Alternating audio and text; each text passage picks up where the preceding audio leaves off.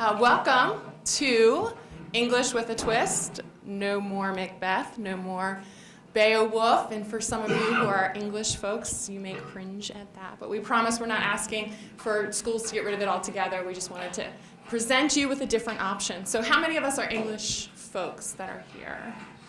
Great. So my name is Michelle Anderson, and I was an academy principal at York County School of Technology. I've since acquired a new position, which you'll see on the board. Ms. Koveleski was our guidance counselor at York County School of Technology last year. She has since acquired a new position as academy principal at York County School of Technology. And Mr. Abels was our English teacher at York County School of Technology and has also acquired a new position this year. So there are new titles on the slide representing those changes, but we'll give you that historical perspective of how this came about.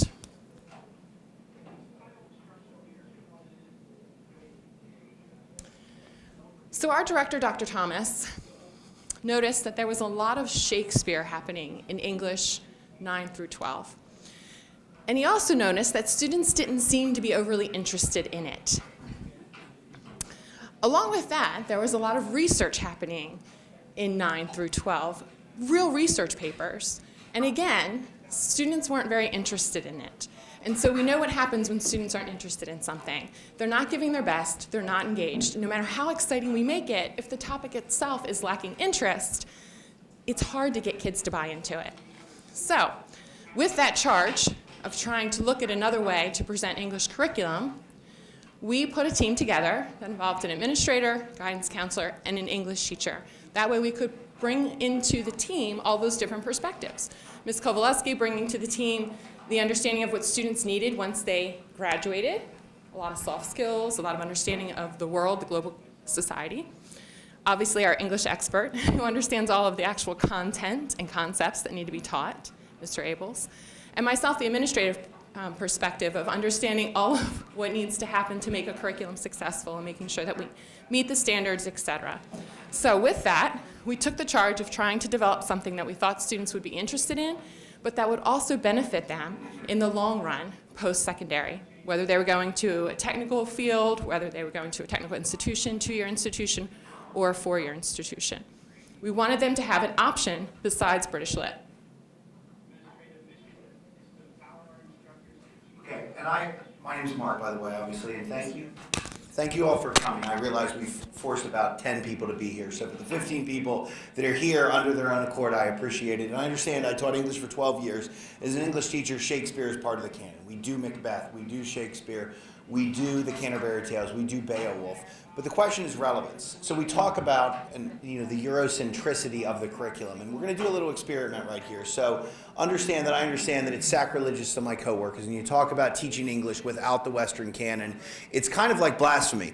But what we want to do is very quickly, and we're trying to make this interactive. Obviously, you guys can read. It would be insulting to you if we would have you read the stuff and just read it to you. So very quickly, and there's some paper there. If you need a pen, we can provide you with one. But let's just very quickly take on one of these questions. So let's all write down, what did we learn in English 12? What skills did you want to learn? And what skills do you want students to learn? So there's a lot of English teachers in this room, which is great. But let's just focus on that. So let's go with the first question. What did you learn in English 12? And let's do questions 1 and 3. And what I'm going to do is give you guys 3 minutes on the clock, because as a teacher, I know that's best practice. So we're going to start you guys right now. So take on one of these questions. We're going to share out. Like I said, this presentation is going to be pretty interactive, but we're on the clock, 3 minutes starting now. Go! Okay, so what are the answers? And I'm not going to call on people. I said I would pick on people. Obviously, Mr. Harnish, I want to pick on you because I'm going to be all over you with the Danielson model this year. That being said, what do we got? In all seriousness, when we look at English 12, what did we learn? And this represents, we have a group of people here, obviously from an age standpoint, we vary. What do you got, ma'am? I love discussion and synthesis. Okay, discussion, synthesis, what else? What did I learn? Yes, ma'am. We did novels, but I did write but not Beowulf, because I did not get those skills. Okay, so what did you do? What text? Do you remember in English 12 what you did? We did One Flew Over the Cuckoo's Nest, House 5. Well, your teacher's pretty cool for teaching One Flew Over the Cuckoo's Nest. What else do we got? Sir, what do you got? I know you said you were an English teacher. Literary analysis. Okay. Criticism. Okay. Good. So we're talking about skills. What text do we got? What text did we learn? Yes, ma'am. Canterbury Tales, good. Chaucer, classic, loved it. It's actually why I decided to become an English teacher. What else? Scarlet Letter, sure. What else, sir? Mice and Men. Of Mice and Men, Steinbeck, great. What else? Yes, ma'am. Hamlet, great. What else? Okay, good. So we're talking about text. Raise your hand if you did Beowulf in high school. Raise your hand if you did Macbeth in high school. Raise your hand if you did Canterbury Tales. And what we're saying, and this is really important, especially in a keystone tested atmosphere, is the fact that you can learn skills. And the first part of this conversation was about skills. Literary analysis is a skill. Understanding literature is a skill. But can't we teach those skills with any text? That's the question. Do we have to use the westernized canon? I went to Port Discovery in Baltimore on Sunday with my wife and my 2 boys, okay? We were probably part of a group of about 10% that was white. And that's the truth. That's the reality. That's the culture. So the kind of charge we're going for, and I know these ladies are already upset at me because I'm obviously taking too much time on this slide, is we talk about we live in a multicultural society. So why can't we take those skills and apply them to modern and multicultural literature and multicultural authors? So the problem that we found is the curriculum is too Eurocentric. The curriculum doesn't have the relevance and doesn't really prepare people for the skills they need in the real world. So just some questions to think about. So the curriculum overview, Sarah, do you want to talk about that? Perfect. So the curriculum overview, and obviously this stuff is included in your notes, is we did 5 units, and we're going to talk at the end. We don't want to sugarcoat this like everything went amazing and it was the greatest class to ever live. If I was teaching at York Tech this year, I would have tweaked things. But we're going to give you guys the lesson map. So basically the units, we started with the duality of self, identity versus perception. We went to man's inhumanity towards man. We went to the indomitable power of the human spirit, words that change the world, and then finally conceptualizing the 21st century world. So the document that you guys have in front of you, it's 2-sided. That gives you a basic outline. We didn't want to give you guys the LFS lesson units yet, because if you're anything like me, you would immediately start going through those, and you wouldn't actually listen to a word we're saying. So we're smarter than we look, which is definitively better than looking smarter than we are. So if you want to have an opportunity, just kind of look at this, refresh yourself, and Ms. Koveleski is going to start with the next slide.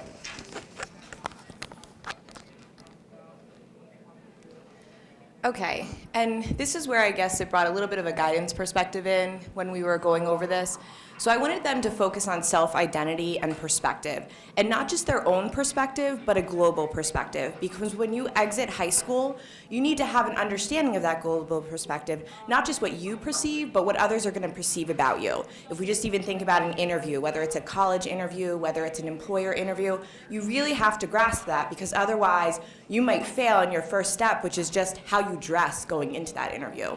The other thing you need to really understand is self-identity. And sure, in high school, we want them to really know themselves, but at the same time, they are only 18. So I was feeling like we really need to spend more time on this, because we're asking them to make huge decisions.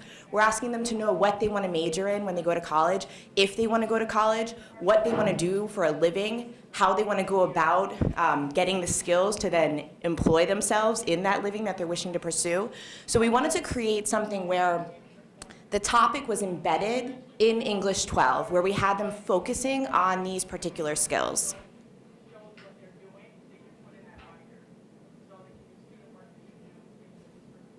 And this is just a brief breakdown, and I'm going to give this to Marc Abels, that he had chose some texts that were definitely outside of the box.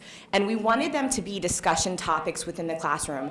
And this was all about not having students maybe read through the entire text. It was about picking parts out of these texts to create an critical discussions that occurred in the classroom. So maybe a student's reading for that class was only 3 pages, but then it brought about such self-reflection and discussion, which was what we wanted them to be doing in the class.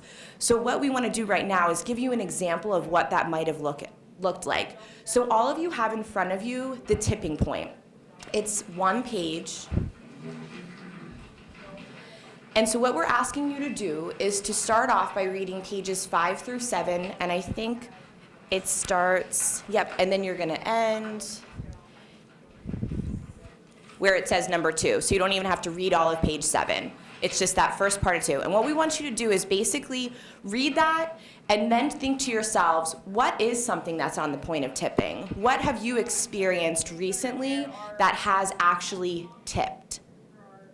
So I'm going to give you 3 minutes to read, and then you can discuss with your partners, and then we'll share out. Okay, so very quickly, and obviously I know this isn't a microphone, this is for sound purposes, so that's why I'm speaking into this. And one of the things I'm a huge proponent of as an English teacher or a former English teacher, we need to expose kids to literature. When I hear that students spend 12 weeks on To Kill a Mockingbird, literally it makes me want to vomit, because we look at that from an instructional standpoint, that's 30% of the actual school year. And we know how many days we lose to testing. So one of the things I'm a big proponent of is we expose kids to literature. So why not teach 2 chapters in The Tipping Point, 2 in Freakonomics? They don't have to read the entire thing to understand the concepts. And as we said earlier, it's a skill. You can teach the skill, but you don't have to do the entire text. When I was in high school, swear to God, we did The Scarlet Letter, junior year, took us about 15 weeks, and every single sentence was analyzed. Wordsworth said, and I quote, "We murder to dissect." And I think one of the things we're doing with these kids, we're hitting them too hard with one text when we can obviously give them short excerpts from a test and have them learn the concepts. So very quickly, let's talk about it. What are some things on the verge of tipping? Yes, sir. Styles of communication. I mean, there's less and less face-to-face verbal interaction between people. It's all texting, screens, email, Snapchat, Instagram. And I feel that in some ways, communication styles and personal interaction styles are changing. Correct. And that affects the way we deal with our students, the way they see us, and the way they interact with each other. I'm not sure, I think there's both good and bad about it. Absolutely, we could talk about this for hours, but I mean, how does that have an impact on writing? If everything is instant gratification, if everything is let's get the message as quickly as possible, what does that do for actual writing? We're all professionals here. We have to write professional emails. When we look at kids' writing, in my opinion, it's decreased significantly. What do you got, ma'am? Okay, do you have copyright? Sure, what about it? You can just get everything online anytime you want for free, so what's the purpose of copyright? It's good. Never thought of that. Mr. Harnish, I saw your hand up. You're being forced to talk. No, we were talking about the technology side of things and where schools, decide to draw the line of the kid, never gets into the cell phone, going down the hall, and that sort of thing. Just, Absolutely. So the assistant principal, the first thing I say when a kid comes to my office and I do all the discipline is, please take out your earbuds, please get away from your cell phone. It's the first thing I say to them. I won't actually acknowledge them until they put their cell phone away. What else? What do you got, Mr. Dietrich? We were talking about with being in technical school, that seems to be tipping to where in the past it was you have to go to college to be anything, and you guys are going to work in shops for just nerdy kids. Now it seems like the country's kind of switching to where college isn't always the best option, and it's actually being more accepted to learn a trade, go out. And we've seen in the last 5 to 6 years where jobs are exploding for students to get out there and be want them. Absolutely, and I think that's a great one. Obviously, it's appropriate for this. I just paid $6,000 to get a new heat pump. That is. And I paid a kid that was, I say kid, but he was 22 years old. So I asked him how old he was, and I paid him $6,000 to put in a heat pump, and obviously that's important. I don't make $6,000 a day, so obviously, and he's not taking all of that, but that's a valid career, so I think that's great. Who else? Let's do 2 more. Yes, ma'am. I think you look wonderful, and let the record state you look like you're 30 years old. But what I think is remarkable now is that kids don't write their whole name out. Mm-hmm. Ashley K. Mm-hmm. Or Ashley, or, as if they have to put a signature. They don't write their name. Yeah, absolutely. I mean, I took cursive, and we don't do that anymore. They don't do that. We work in a school, Mr. Harnish and I, where everything is Google Doc'd. I mean, everything is Google Doc. No one is actually writing anymore. Everybody's typing. I don't know if that's good or bad. Time will obviously tell. But they don't have signatures. Mm-hmm. And I teach in a technical school, one of the benchmarks one of my students had for high school was that she had to write her benchmark in cursive, and she's a Mr. Mm-hmm. That's funny you say that. Even when they have to write, for the Keystone test, that little paragraph in cursive, I mean, it's brutal. When you monitor those tests, if you really walk around, it is brutal. Yes, ma'am. Oh, I was saying nobody English people should come home with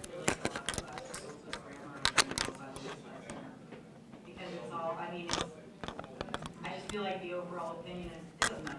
My point's across. Understood. And I mean, I always say this, every year I taught AP Lit, it was one of the classes I taught, and every year the first day of school, one of the things I did just as a joke, because we did an over-under bet with the other English teachers. Now these are the AP kids, it's supposedly the 20 Brighties. I said, write down the 8 parts of speech. Every year about 2 of the 20 could do it. So when we think about that, it's interesting. Yes, sir? Yeah, and even students that I teach, they listen to us. They can't sit, absorb what you're saying effectively, as effectively as we can. Because they're wired differently. Like, to be able to sit and auditorily get the information.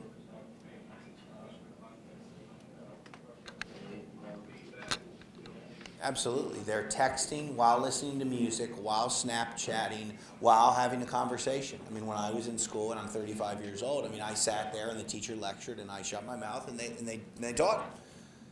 Sir, did you have your hand up? Yeah, I'm just going to jump on the signature thing. And it's a long-standing problem with me. And I don't consider myself an old person, but I guess I'm getting there. But the big thing to me is cursive writing. Why are we wasting our time? You know, they put it in the 4th grade, and I argue with my principal. Said, Greg, it's dead. Remember, it's dead. I said, teach it all. I said, why aren't we reinforcing it? It's called a little bit in some of the upper grades, so the kids don't use it. So part of the language is lose. I mean, I'm a phys ed teacher, so how this became near and dear to me, I don't know. But the fact of the matter is I have a kid that is supported advanced on all the keystone tests, but yeah, I wrote a note the other day, and my wife was helping him to take notes, and we write in cursive, and he can't read. And then I started thinking, oh my God, I put the Bill of Rights or the Constitution in front of my son, and he can't read the document. And that's scary to me. So, you know, I don't know if that's a tipping point, but in my mind, it's already there. You know, those kids can't read those documents. So it's left up to somebody to interpret those documents and hopefully interpret them correctly so that generations from now can actually know what it said. All the technology in the world isn't going to fix that. So, and it's just a weird, it's a passion of mine. It's just, it's driving me over the edge. I don't know why we don't fix it, because it's be so easy. And I understand. I mean, and think of what we're doing right now. In all seriousness, this is higher level thinking. We have Bloom's taxonomy shoved down our throats. This is.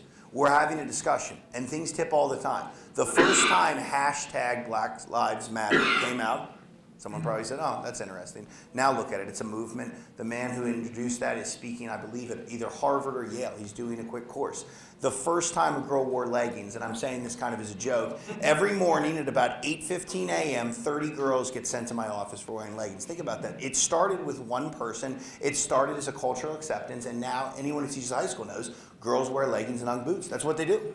So things tip, whether they're culture, whether they're fashion, whether it's a societal movement, whether it's an educational movement. So just start thinking about that, and that's kind of one of the things we talked about. So I see that Sarah's already moved me to the next slide, so apparently that's her way of shaming me. So I apologize.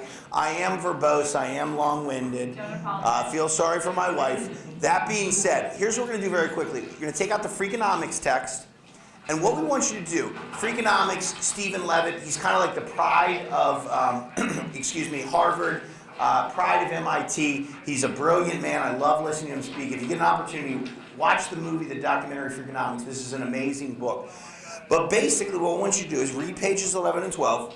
There are 5 bulleted points. And when we say bulleted points, they're italicized points. So we want you to read those. And what we want you to do is come up with an example that supports it.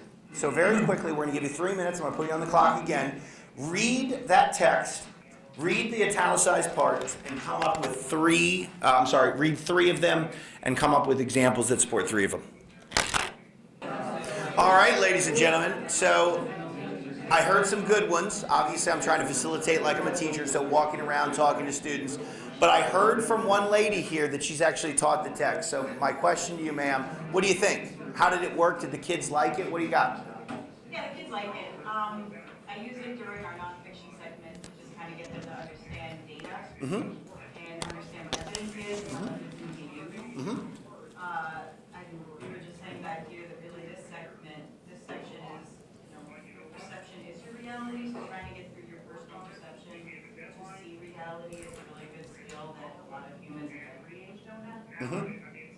Oh, and it's great. And one of the focal points of the first unit, and something we always talk about, is the world judges you the instant they see you. And I know we have this thing, you can't judge people. We all judge. When I saw you guys walk in, I judged every single person in here. What do you look like? How do you present yourself? What do you dress? Michelle looks more professional than I do. That's a fact. So when you're looking at me and you're looking at Michelle, Michelle is dressed more professionally than me. That's just a judgment that you're going to make. And that's one of the things we talk about. When you do interviews, and I get to do a lot of them, being an assistant principal, is you judge someone the instant they walk in the room. Okay? And your perception of yourself and your perception and understanding that others have that perception of you is really important. Because the world, they judge you by how you look and how you speak. Period. End of story, in my opinion. You had a great one, ma'am, in the back. I like what you said. What do you got? Oh, Yeah, one of the bulleted points. the one, I don't remember which one you walked by, but the conventional wisdom. Yes, ma'am. If you're old, we have no wisdom. We don't know anything. They don't believe in the philosophy of respect for elders. We're wrong, they're right. So that's the way it is. Challenge authorities and do what we respect. Absolutely right, and I have that, and I'm not going to swear, but I had a kid I gave discipline, gave him 2 days out of school, and as he was leaving the office, he said, "You and your piece of SHIT school." So we have things like that, and that happens all the time. When I grew up, respect your elders, let them speak, let them hug you, let them kiss you. That was the reality, and I believe you're right. I mean, we look at conventional wisdom, we look at that, kids don't believe that anymore. What else we got? Share out. What do we got? Yes, ma'am. My example of conventional wisdom is often wrong. Like the child left behind was the answer to Yeah, and we all laugh, but I mean, that was a bill post 9/11 that was passed. And whether you're for it or against it, the point is 9/11 happened, bipartisan effort. That bill pushed very quickly, and that's been my entire career. I started teaching in 2002. That's been my life. No Child Left Behind has absorbed me. State standards, testing, it's not going anywhere, but it's absorbed us.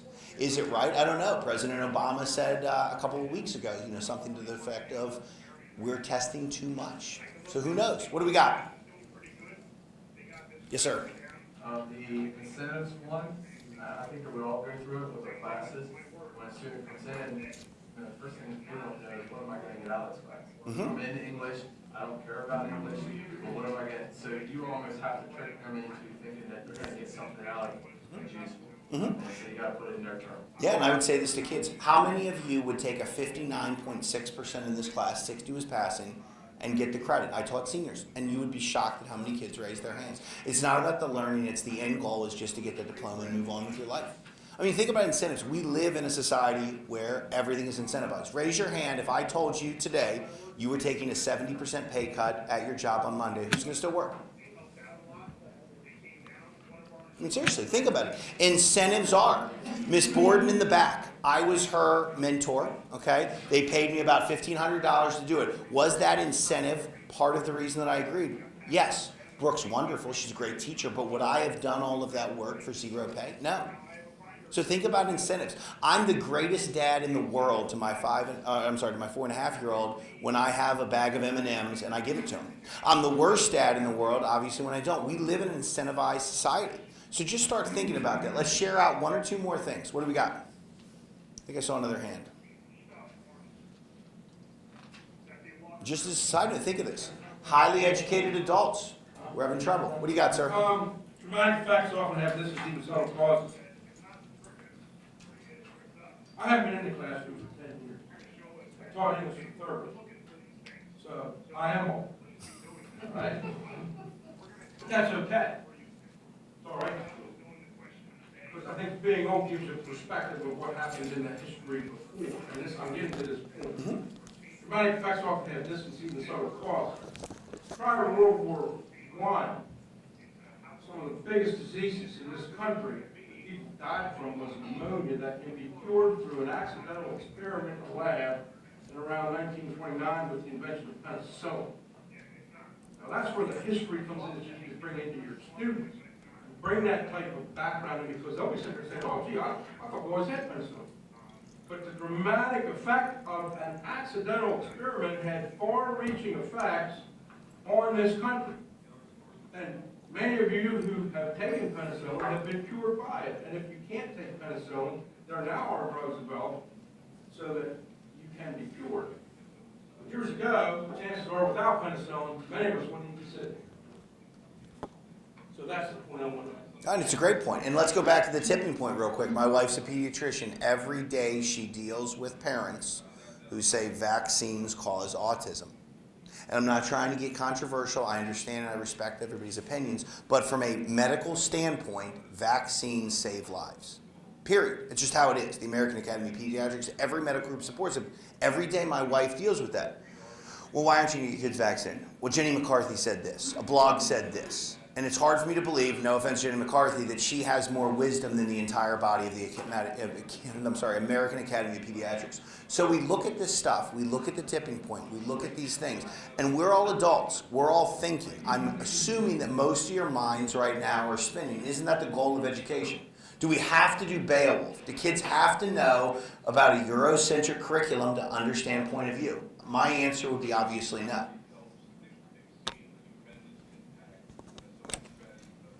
And now what we want to do is we just want to quickly move through the rest of the units that we chose, and we'll have a final activity. So I'm not going to do too much detail on this. I'm not going to read into it. But basically, man's humanity towards man, that was, again, the purpose of it. And Marc, if you want to come up with me as well, because this was your... the purpose of what we were doing was trying to get that background, that understanding. We want them to have a real-world perspective, and I think we need to learn from history. So therefore, we wanted to bring in atrocities that have happened over time and presently for kids to understand what's going on in their world, this real-world relevance.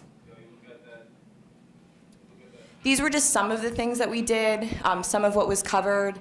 And then the assessment, we did have a research paper, a persuasive essay. For Unit 3, the main topic, indomitable power of human spirit. Do you want to talk a little bit to this one? Just its purpose for you and what you saw from your class? Yeah, sure. Thank you for putting me on the spot, obviously.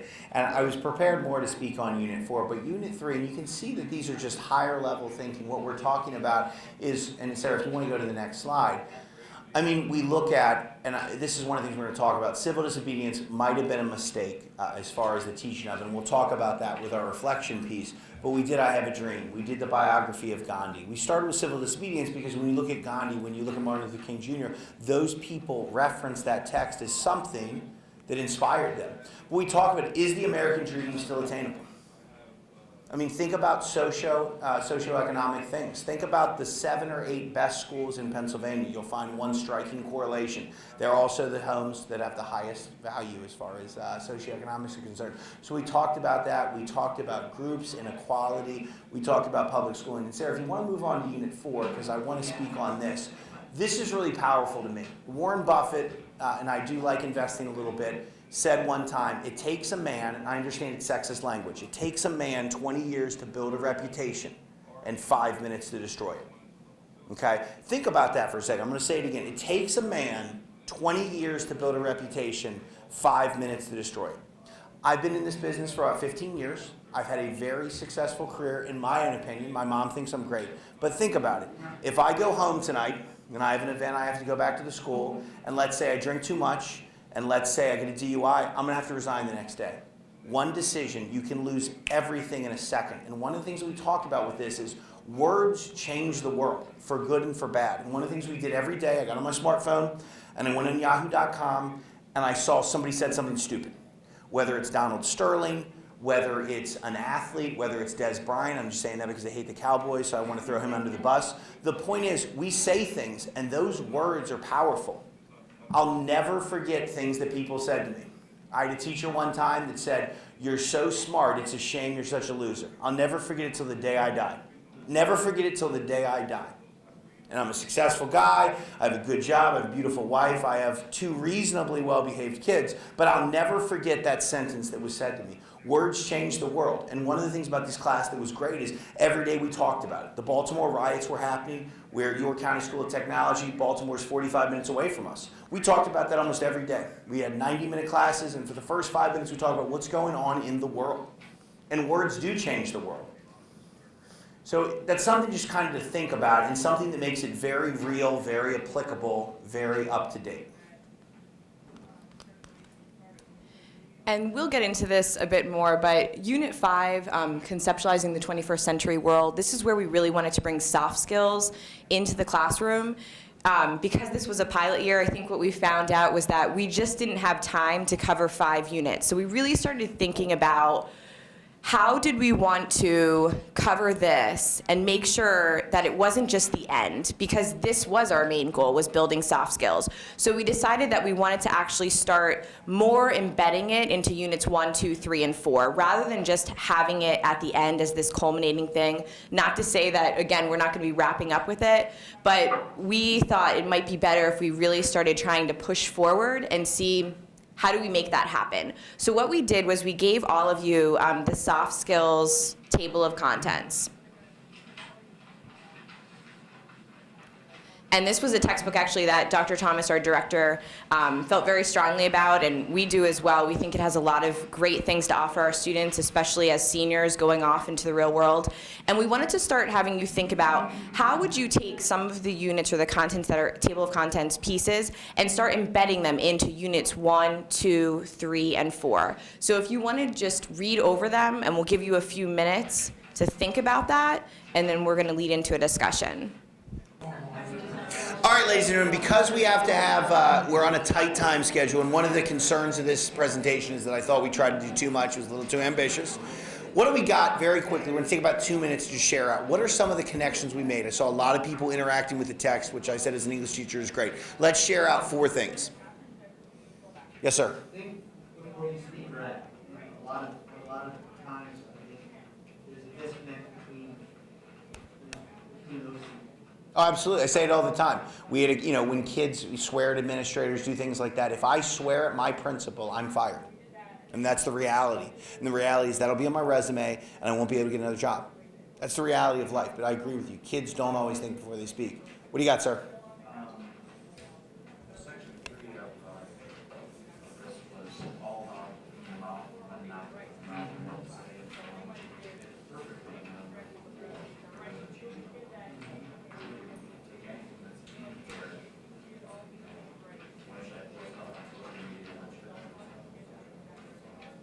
That's great. That's awesome.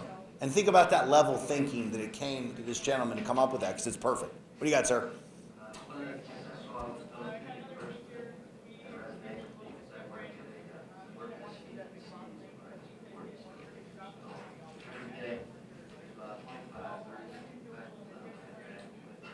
Whenever they start to write about something, well, in their mind, they're doing what's best for the kids through their own grade, their own philosophy.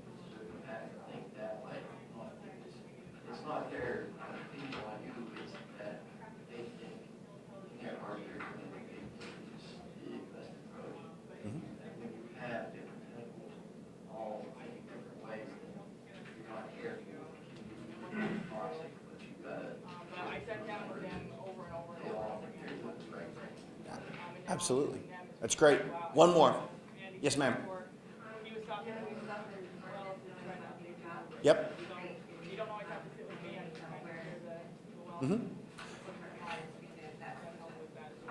Absolutely. And one I'll share, think of yourself as a brand. I'm branding myself right now. This is my first interaction with many of you. Many of you will leave and you will have a perception of me, tying back into Unit 1. If we come across each other, because it's a small world, you will remember this moment. You're always selling yourself every second of every day. One other thing, the lady back there talked about Nickel and Dime. It's a great book. And thinking about it, it's a great thing to add to the curriculum. Why don't we do a chapter of Nickel and Dime? And this is a blueprint. This is not a definitive thing. Curriculum is a working text. Nickel and Dime can tie into fiscal literacy. And if you don't think fiscal literacy is important, go to your school on Monday or Friday, depending on when you go there, and ask your kids, if you buy a $128,000 home, and it's a 30-year mortgage for 4.75 interest, ask them what that means. And if you don't think fiscal literacy is important, listen to their answers because they have no idea. So that is a great idea. And if I was teaching the curriculum now, I would 100% add nickel and dime to the curriculum. Maybe do a chapter, maybe do 2. Get that information out to the kids, tie it into fiscal literacy, tie it into things that are important. Kids don't need to know Beowulf to be successful as adults, but kids need to know what a mortgage is. So that's the kind of thinking we're trying to create and promote. Very quickly, just suggested assignments, and we're going to hand out, I'm going to pass out after this, some of the unit maps, which are in LFS format, but you can do a lot. You can do lit circles, you can do presentations, I am writing, portfolios, you can do poetry, quotes, advice. One of the assignments that I did with the kids, write the best 3 pieces of advice you've ever given, and list the 3 best pieces of advice that you've ever been told. And think about that. Start a conversation. That's the stuff that the kids will remember. I don't remember anything that I learned in English 12, and I think Maya Angelou said it best. People will forget what you said. They will forget what you did, but they'll never forget the way you made them feel. Mr. Suter was the best teacher I ever had. I can't tell you anything that he taught me, but I can tell you he made me feel like I was a good person. That's what we got to think about as far as teaching and education is concerned. I got to move quickly. What we did was we asked the students to give their feedback about the course at the end of the year, because obviously that's important to us. That's part of the reason that we designed it. And so it went on a 5-point scale, 5 obviously being the more favored end. They were very positive about the course, and we did really ask them to not reflect on the teacher, as Mr. Abels, as you have seen, is very dynamic and engaging, and the students love him. We really wanted it to be about the course, and so he was really able to articulate that with them, and they really enjoyed it, and they did well with it. So we want to make sure that you saw this and the questions that were asked, so you can see that they were pretty fair questions. In some of the reflection, and Mr. Abels and Ms. Koveleski can speak to this as well, the pacing was an issue. I think at the end, getting to Unit 5 was a challenge and was only surfaced. It wasn't really the whole entire unit presented to the students, and that's typically what happens when you do a pilot year for a curriculum. It's hard to manage that pacing guide, but he did a really nice job in trying to do so. Also, looking at some of the different assessments, making sure that kids are writing and reading more regularly in short chunks. We're seeing this all the time. All the new SAT material came out, the new SAT test, and if you've seen any of that, you know that it's a completely different assessment now. And it's really based on reading and writing about social studies and science, and the same with the math. You have to be able to read and write in order to take that exam. Yeah, and just very quickly, because I know we need 3 minutes, I wouldn't be keeping it real if I told you, obviously, that this class was amazing, the kids loved it. There were problems, and there were. It's a pilot year. So we want to have this reflective piece, because I never want to come off as a fraud, to be a Holden Caulfield kind of guy. That's a literary illusion for those of your English teachers. But pacing, first unit was incredibly too long. I spent way too much time on it. It's my mistake. Career-based assessments, they looked great. I had them in there, didn't do enough of them.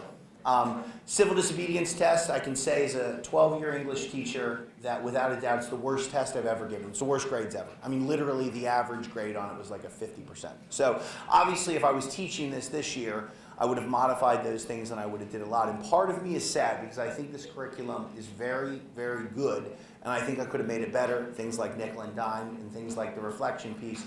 But there were obviously some hiccups with it. From an administrator's point of view, I think it's essential that you support the teacher. So if you're an English teacher and you're going back to your administration and you want to discuss something like this, they have to be able to support you in every sense, because it's not going to be perfect. And that's one of the struggles that we had. Fortunate for us, Mr. Abels was passionate about this, so he was really invested in it, and you can see what the results were, as well as Ms. Koveleski. So from an administrator's standpoint, you have to be able to present this in a way that makes sense to the administration to try it, because it is a little bit unnerving to kind of go forward with a curriculum in the 12th grade, which some students are not past all of their assessments yet, and present something that's not all the way fleshed out. And so I encourage you to have those conversations with your administrators and have something that is presented to them with the effect that it really is in the best interest of the students to be engaged and interested in what they're learning about, because then they're going to be passionate about writing and reading it, just as you were today with some of the examples that we had you do. We actually, obviously, from a Q&A standpoint, I will be here for the next hour. Anyone who would like to speak to me, I would be more than happy to speak to you. I'd be more than happy to give you my email address. It's just if you go on Hanover School District, it's mabels@hanoverpublic.org. I'd be more than happy to stay and share those things. We have to give this gentleman a minute, but obviously we thank you for your time. We appreciate it. Thank you those who were not forced to come here for giving us an hour of your life that you'll never get back.